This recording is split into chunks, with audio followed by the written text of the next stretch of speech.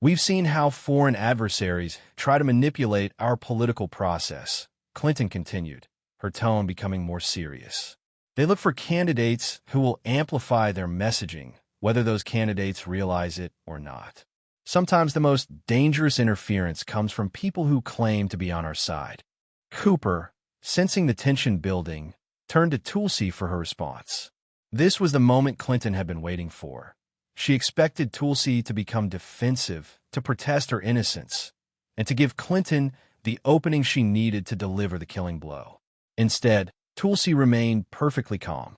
She folded her hands in her lap and looked directly at Clinton with the steady gaze of someone who had stared down enemy combatants in war zones.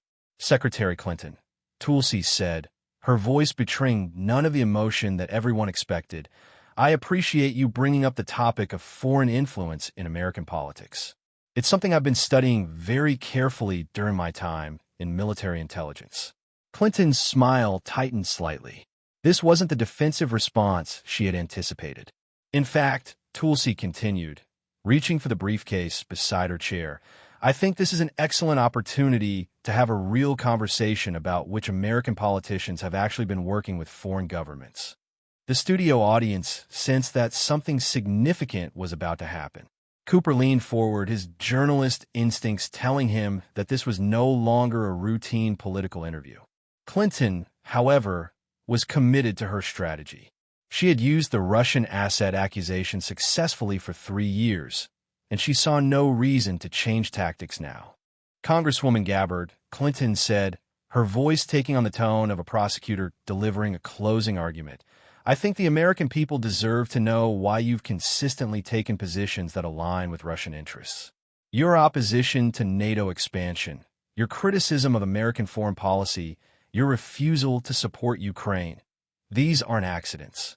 She paused for effect, letting her words hang in the air before delivering what she thought would be the decisive blow. "The intelligence community has been very clear about Russian efforts to recruit assets within American politics," Clinton continued.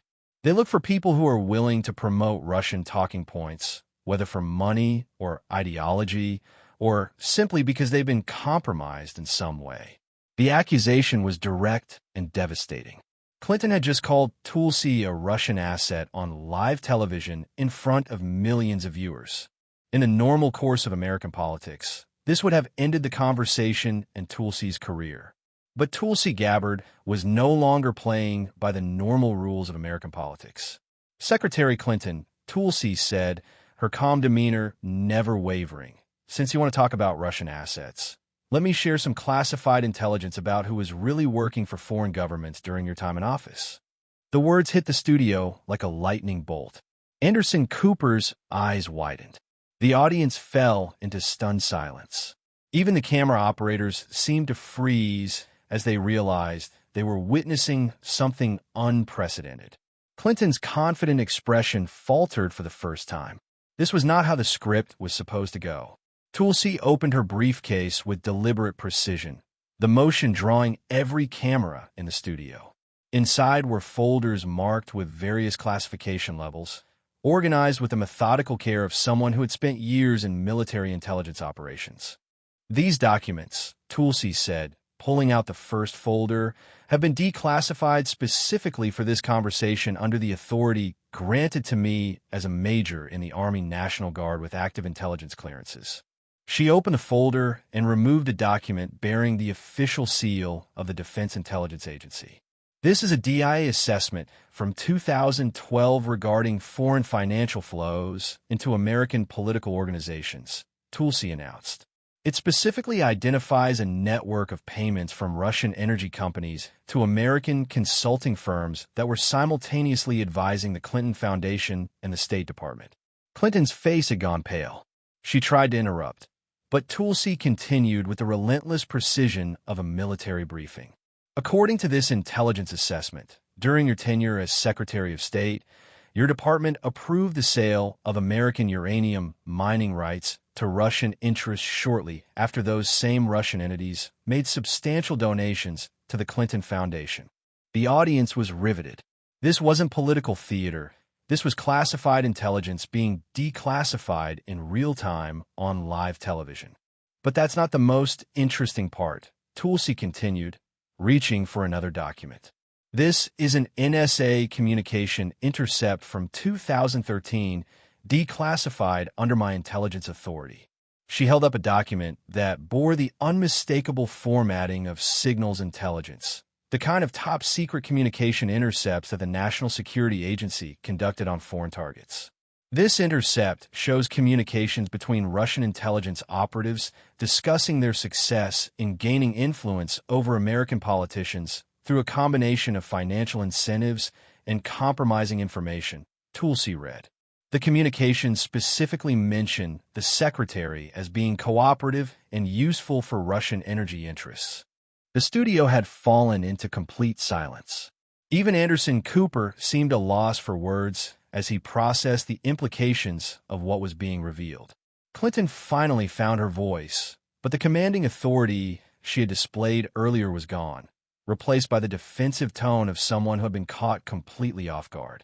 "This is outrageous," Clinton said, her voice rising. "You can't just wave around classified documents and make wild accusations. This is exactly the kind of behavior that proves you're not fit for public office." But Tulsi wasn't finished. She had spent 3 years preparing for this moment, and she had brought enough classified intelligence to bury Clinton's political career forever. "Secretary Clinton," Tulsi said, her voice still calm, but now carrying an edge of moral authority, "these aren't wild accusations. These are official intelligence assessments prepared by the same agencies that you now claim support your Russian asset allegations against me." She pulled out another document, this one bearing the seal of the Central Intelligence Agency. "This is a CIA counterintelligence report from 2014, Tulsi announced. "It details how Russian intelligence services use financial relationships with American political figures to influence U.S. policy decisions." She began reading from the document. Subject's financial relationships with Russian-affiliated entities created exploitable vulnerabilities that Russian intelligence successfully leveraged to influence American energy policy decisions between 2009 and 2013. Tulsi looked up from the document and stared directly at Clinton. The subject referenced in this report is identified by the codename Madam Secretary. The revelation sent shockwaves through the studio. Clinton's own intelligence agencies had been monitoring her financial relationships with Russian entities and had concluded that she was being influenced by foreign interests. Anderson Cooper, his journalistic instincts finally overcoming his shock, leaned forward. "Congresswoman Gabbard, are you saying that these classified documents identify Secretary Clinton as being influenced by Russian intelligence?" "I'm not saying anything, Anderson," Tulsi replied. "I'm simply reading from official U.S. intelligence assessments that have been declassified for this conversation." She reached for yet another document, this one from the Financial Crimes Enforcement Network, FinCEN, the Treasury Department's financial intelligence unit. This FinCEN analysis from 2015 tracks suspicious financial flows between Russian energy companies, their American intermediaries, and various political organizations, Tulsi continued. The analysis specifically notes a pattern of donations that correlated directly with favorable policy decisions from the State Department. She read from the document. "The timing and amounts of these financial transfers suggest a coordinated effort to influence American energy policy through targeted political donations. The correlation between these payments and subsequent policy decisions indicates a successful influence operation."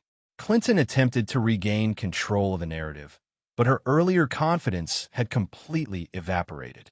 "This is a witch hunt," Clinton said, her voice betraying the desperation she was trying to hide. "You're taking classified documents out of context to create a conspiracy theory. This is exactly what the Russians want, Americans fighting among themselves instead of recognizing the real threats." It was a weak response, and everyone in the studio knew it. Tulsi had systematically presented classified intelligence that directly contradicted Clinton's narrative about who was really working with foreign governments.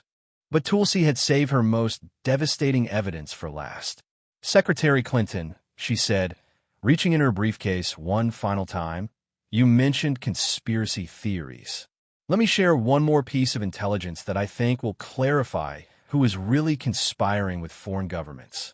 She pulled out a document bearing multiple classification markings and agency seals, a joint intelligence assessment that represented the combined analysis of the CIA, NSA, DIA, and FBI.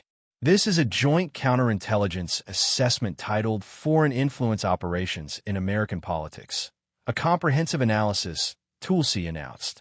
It was completed in 2019, shortly after you made your Russian asset allegations against me. She opened the document and began reading from what was clearly the executive summary. Our investigation has identified a sophisticated Russian influence operation that successfully penetrated American political leadership through a combination of financial incentives, compromising information, and the exploitation of existing corruption networks, Tulsi read. She paused, letting the weight of the words sink in before continuing. The operation's most significant success was the recruitment of a high-level American political figure who served in multiple senior government positions between 2009 and 2017. This individual, designated as Asset Madam Secretary, provided Russians with advance notice of American energy policy decisions and actively influenced those decisions to favor Russian interests. The studio erupted. Audience members gasped audibly. Anderson Cooper struggled to maintain his professional composure as he processed the implications of what had just been revealed. Clinton's political career had just been destroyed by her own intelligence agencies. The assessment concludes, Tulsi continued, her voice now carrying the full moral authority of someone who had served her country in war and was now serving it in peace. That Asset Madam Secretary's influence operations constituted one of the most successful Russian intelligence penetrations of American government in modern history. She closed the document and looked directly at Clinton, who sat frozen in her chair, her face ashen with shock and defeat. So, Secretary Clinton, Tulsi said, her voice still calm, but now laced with steel, when you accuse me of being a Russian asset, you're engaging in what psychologists call projection. You're accusing others of the crimes that you yourself have committed. The confrontation that Clinton had initiated to destroy Tulsi's career had instead revealed the truth about Clinton's own relationship with foreign governments. The Russian asset accusations that she had used as a political weapon for 3 years had been turned against her with the most powerful evidence possible, the assessments of her own intelligence agencies. Anderson Cooper, struggling to process the magnitude of what had just been revealed, attempted to give Clinton an opportunity to respond. Secretary Clinton, he said, his voice carrying a note of professional obligation. These are very serious allegations. Would you like to respond to these intelligence assessments? Clinton's response revealed the full extent of her political crisis. The smooth confidence and commanding authority she had displayed at the beginning of the interview were gone, replaced by the desperate improvisation of someone whose entire narrative had just collapsed. Anderson, she began, her voice lacking any of its earlier strength. These documents are taken completely out of context. Intelligence assessments are preliminary and often incorrect. What Congresswoman Gabbard is doing here is exactly what Russian disinformation campaigns are designed to accomplish, turning Americans against their own government and their own leaders. It was a pathetic response, and everyone watching knew it. Tulsi had presented multiple classified assessments from different agencies spanning several years, all reaching the same conclusion about Clinton's financial relationships with Russian entities. Tulsi allowed Clinton to finish her weak defense before delivering the final blow that would end not just this confrontation, but Clinton's ability to ever again use the Russian asset accusation as a political weapon. Secretary Clinton, Tulsi said, reaching into her briefcase one last time, since you mentioned Russian disinformation campaigns, let me share one final piece of intelligence that I think will clarify who is really running disinformation operations. She pulled out a document that bore the seal of the Office of the Director of National Intelligence, the highest level of the American intelligence community.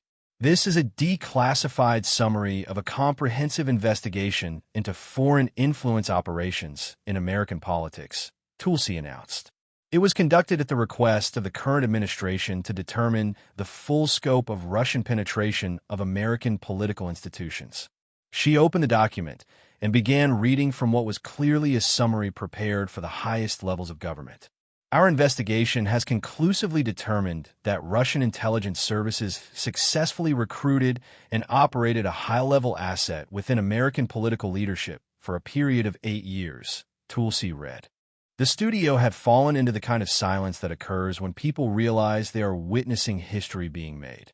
This asset, codenamed Madam Secretary, provided Russian intelligence with advance notice of American policy decisions, actively influenced those decisions to favor Russian interests, and used accusations of Russian influence against other Americans as a method of deflecting attention from her own activities, Tulsi continued. She looked up from the document and stared directly at Clinton, who appeared to be in a state of shock. The investigation concludes that Madam Secretary's Russian asset accusations against other American political figures were themselves part of a Russian disinformation campaign designed to discredit legitimate criticism of Russian influence operations. The implication was staggering.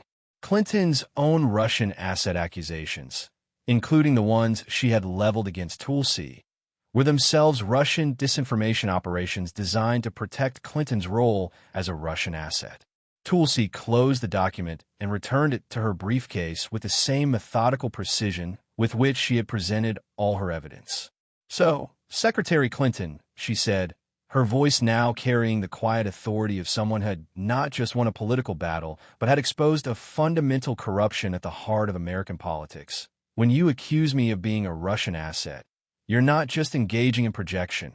You're actually continuing the Russian disinformation campaign that you've been running for the past 3 years." The confrontation was over. Clinton sat in stunned silence, unable to formulate any response to the systematic destruction of her political narrative. Anderson Cooper struggled to find words adequate to the magnitude of what had just been revealed. The immediate aftermath of Tulsi's intelligence bombshell was unlike anything CNN had ever experienced. Within minutes of the segment ending, the video clips were spreading across social media platforms faster than the servers could process them. The hashtag Madam Secretary began trending immediately as millions of Americans shared the moment when Hillary Clinton's own intelligence agencies exposed her as a Russian asset. Political observers struggled to find historical precedents for what had just occurred. Never before had classified intelligence been declassified in real time on live television to expose a major political figure's foreign entanglements. The closest comparison anyone could find was the Pentagon Papers, but even that explosive revelation had taken place through newspaper reporting rather than a live television confrontation. The response from the intelligence community was swift and unprecedented. Within hours of the broadcast, the Office of the Director of National Intelligence issued a statement confirming that Tulsi Gabbard had been granted special authority to declassify specific documents for the purpose of correcting public misconceptions about foreign influence operations that have been used to discredit legitimate criticism of actual foreign influence. The statement went on to explain that the intelligence community had grown concerned about the weaponization of national security concerns for political purposes and had determined that the public interest required the declassification of certain assessments to restore accuracy to public discourse about foreign influence operations. For Hillary Clinton, the revelation was nothing short of catastrophic. The Russian asset accusations that had been the cornerstone of her post-2016 political strategy were now revealed to be themselves part of a Russian disinformation campaign. Worse, the accusations had been used to cover up her own role as what the intelligence community considered a successful Russian recruitment operation. The political implications were immediately apparent. Democratic leaders who had supported Clinton's Russian asset narratives found themselves in the impossible position of either defending someone their own intelligence agencies had identified as a foreign asset or admitting that they had been manipulated by Russian disinformation for years. Within 24 hours, major Democratic figures began distancing themselves from Clinton's accusations. Senator Chuck Schumer issued a carefully worded statement saying that he had full confidence in our intelligence agencies and their assessments of foreign influence operations. Speaker Nancy Pelosi announced that the House would be conducting a comprehensive review of all foreign influence operations to ensure that American politicians were not being manipulated by foreign governments. The media response was equally dramatic. News organizations that had spent 3 years repeating Clinton's Russian asset accusations without demanding evidence suddenly found themselves in the embarrassing position of having amplified what the intelligence community now confirmed was Russian disinformation. CNN's own response was particularly awkward, given that the revelation had occurred on their own network. Anderson Cooper issued a statement saying that CNN had been unaware of the classified nature of the intelligence that would be presented during the interview, and that the network would be reviewing its procedures for handling the disclosure of classified information. The New York Times, which had published dozens of articles based on Clinton's Russian asset allegations, published a front-page analysis titled, "How Russian Disinformation Used American Media to Discredit Critics." The article detailed how Russian intelligence had successfully used American news organizations to spread disinformation by providing them with compelling narratives that reinforced existing political biases. The Washington Post went even further, publishing an editorial calling for a complete investigation of all political figures who may have been compromised by foreign governments. The editorial specifically noted that the revelation that a former Secretary of State may have been operating as a foreign asset for 8 years raises fundamental questions about the integrity of American foreign policy during that period. For Tulsi Gabbard, the confrontation represented complete vindication after 3 years of character assassination. The Russian asset accusations that had been used to marginalize her politically were now revealed to be the very disinformation campaigns she had been accused of promoting. More importantly, Tulsi had demonstrated a new model for political combat in the age of information warfare. Instead of responding to false accusations with denials and defenses, she had used her intelligence background to systematically document the truth and then declassified that truth at the moment of maximum impact.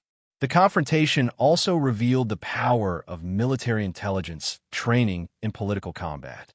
Tulsi's methodical presentation of classified evidence showed the difference between someone who had been trained in actual intelligence operations and politicians who simply used intelligence-related rhetoric for political purposes.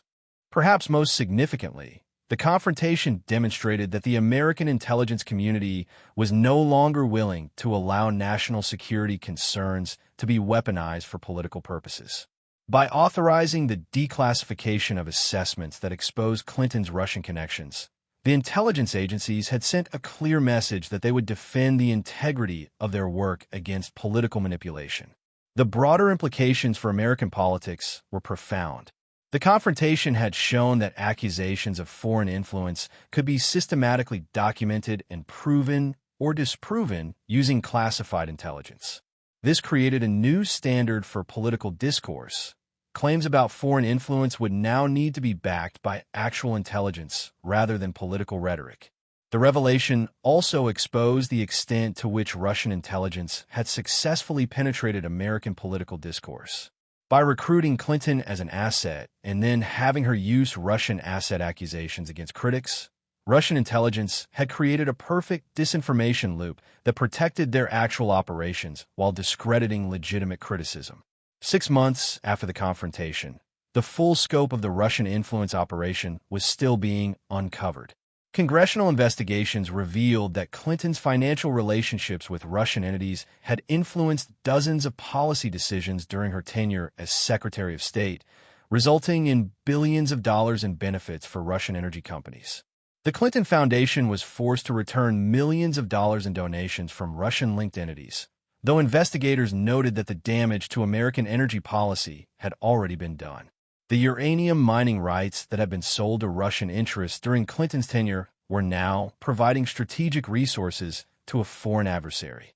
More damaging to the Democratic Party was the revelation that many of their leaders had been unknowingly amplifying Russian disinformation for 3 years.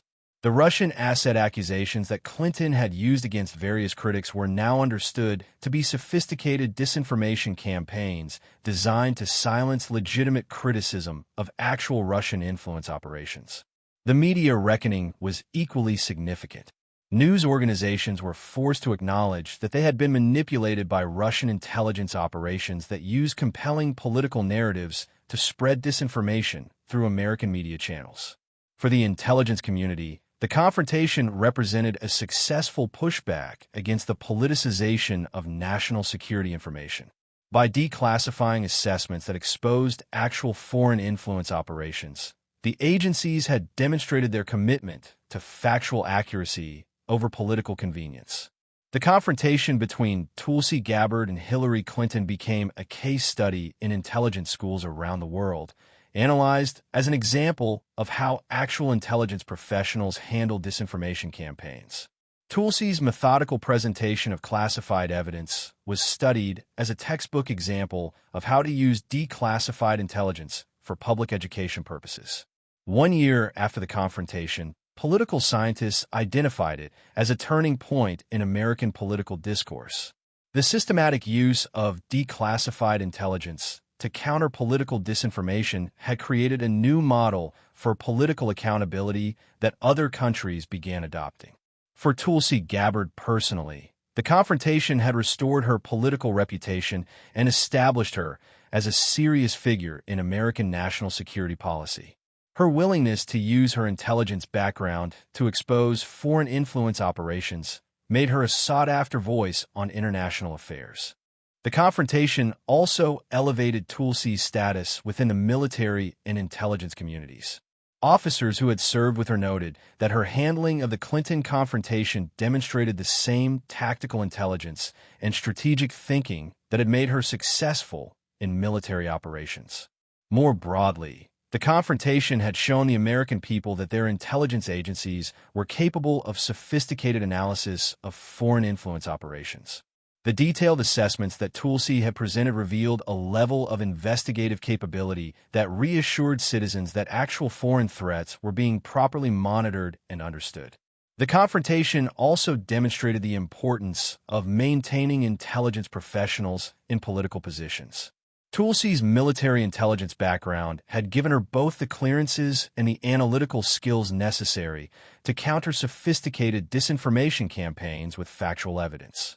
As political observers analyzed the long-term implications of the confrontation, one conclusion was clear: the era of unsubstantiated accusations of foreign influence was over. Politicians who wanted to make such claims would now need to provide the same level of evidence that Tulsi had presented, backed by actual intelligence assessments rather than political rhetoric. The confrontation had also shown that the truth, when properly documented and strategically revealed, remained the most powerful weapon in political combat. Tulsi's systematic destruction of Clinton's narrative demonstrated that no amount of political spin could overcome comprehensive intelligence analysis. Perhaps most importantly, the confrontation had reminded Americans that their intelligence agencies existed to serve the truth rather than political convenience.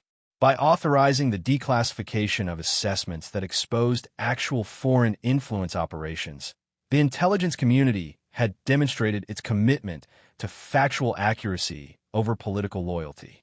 The lesson was clear: in an age of information warfare, the side with the best intelligence would ultimately prevail. Tulsi Gabbard had not just won a political confrontation. She had demonstrated how intelligence professionals could defend American democracy against both foreign influence operations and domestic disinformation campaigns. As the dust settled from the most explosive political confrontation in recent memory, one thing was certain: Hillary Clinton's career as a Democratic Party leader was over, destroyed not by Republican attacks or media criticism, but by the careful documentation and strategic revelation of her own intelligence agency's assessments of her activities. The Russian asset accusations that Clinton had used to destroy other political careers had ultimately destroyed her own, revealed to be the very disinformation campaigns she had claimed to be fighting against. In the end, the truth had prevailed, delivered with the methodical precision that only a military intelligence professional could provide. If this incredible display of intelligence warfare inspired you, make sure to hit that subscribe button and share this video with everyone who needs to see what happens when real intelligence professionals fight back against political disinformation. Comment below with your thoughts on Tulsi's masterful takedown. Was this the most devastating use of classified intelligence in political history? Don't forget to check out our other videos exposing the truth behind political narratives that the mainstream media won't tell you. The lesson was unmistakable. In American politics, the truth always wins when it's properly documented, strategically revealed, and backed by the full authority of the intelligence community. Hillary Clinton had learned this lesson too late, and it had cost her everything.